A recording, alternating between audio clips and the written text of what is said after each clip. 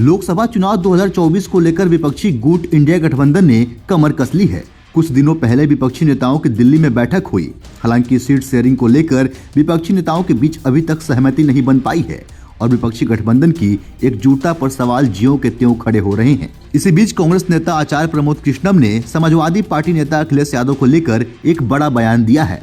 उन्होंने कहा है कि अखिलेश यादव की दुकान बंद हो चुकी है और वो विपक्षी गठबंधन इंडिया का हिस्सा नहीं है। एक फैमिली फंक्शन में शिरकत करते हुए कांग्रेस नेता ने सपा अध्यक्ष पर निशाना साधते हुए कहा कि समाजवादी पार्टी राम विरोधी पार्टी है, वो हिंदू विरोधी मानसिकता वाली पार्टी है, मंदिर विरोधी पार्टी है और उनकी दुकान बंद हो चुकी है। उन्होंने आगे कहा कि अखिलेश यादव झूठ बोलते हैं, उनकी दुकान में कोई सामान नहीं बचा है, उनकी दुकान बंद हो चुकी है, वो किसी गठबंधन की हिस्सा नहीं है और केंद्रीय जांच एजेंसी ईडी और सीबीआई से डर रहे हैं। इसी की वजह से वो भाजपा के खिलाफ भी खुलकर नहीं बोले थे। इतना ही नहीं, आचार्य प्रमोद कृष्णम ने आगे कहा कि वो एक बार विधानसभा चुनाव में कांग्रेस के खिलाफ लड़ चुके हैं और इस बार वो कांग्रेस के साथ कैसे आ सकते हैं। विपक्षी गठबंधन को अखिलेश यादव को अपने साथ नहीं लेना चाहिए। राम मंदिर विरोधी पार्टी और राम विरोधी पार्टी हिंदू मानसिकता वाला पार्टी को जनता वोट नहीं देगी।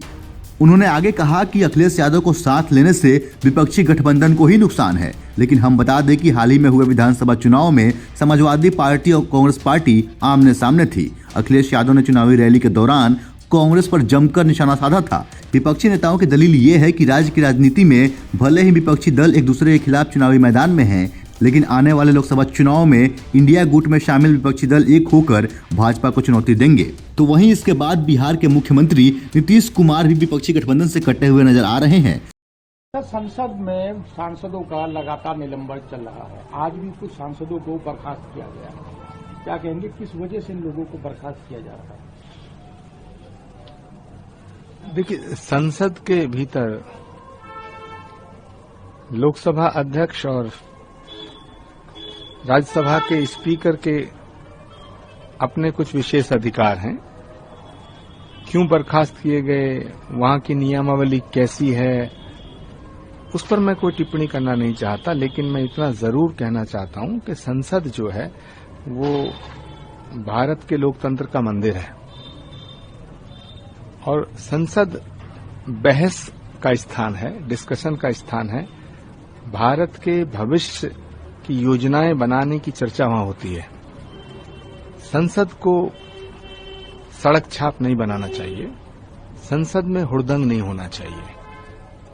संसद में हुड़दंग करना, अराजकता करना, उत्पात मचाना, मुझे लगता है ये देश का नुकसान है। सांसद ने धनखड़ जी को भी लेकर कुछ बयानबाजी।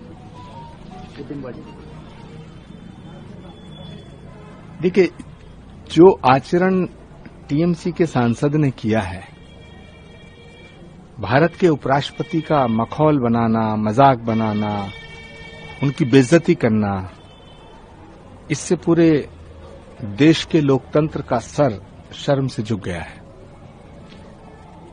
संसद नौटंकी की जगह नहीं है, संसद कोई ड्रामेबाजी की जगह नहीं है।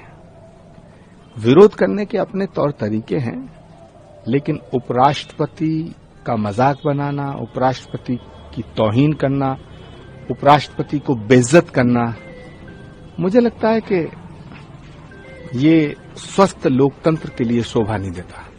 सर, एक सांसद ने ये भी कहा है कि बीजेपी के कुछ सांसदों ने पार्लियामेंट में गाली विरोध किया, उनका निष्कासन नहीं किया गया और अब कांग्रेस और बाकी लोगों का निष्कासन किया जा रहा है। देखिए, संसद की एक गरिमा है, संसद की एक मर्यादा है। किसी भी सांसद को संसद की मर्यादा का हनन करने का अधिकार नहीं है। संसद की मर्यादा, संसद की गरिमा, भारतीय लोकतंत्र में आस्था, भारत के संविधान का सम्मान, यही तो भारत है। अगर कोई इसके खिलाफ जाता है तो मैं समझता हूं भारत के खिलाफ जाता है। और जिन सांसदों ने उपराष्ट्रपति का मजाक बनाया है, उनकी सदस्यता तो खारिज हो जानी चाहिए। 29 दिसंबर को नीतीश कुमार की कार्यकारिणी की बैठक है। इसमें क्या कुछ फैसला लिया जाता है ये देखना दिलचस्प होगा। क्या विपक्षी गठबंधन बनने से पहले ही टूट जाएगा? क्या लोकसभा चुनाव होने से पहले ही विपक्षी गठबंधन बिखर जाएगा? इस पे अपनी राय हमें कमेंट के जरिए अवश्य दें। अगर आप हमें फेसबुक पे देख रहे हैं, पेज को लाइक करें, फॉलो करें। वीडियो अच्छा लगा हो शेयर करना बिल्कुल ना भूलें। नमस्कार।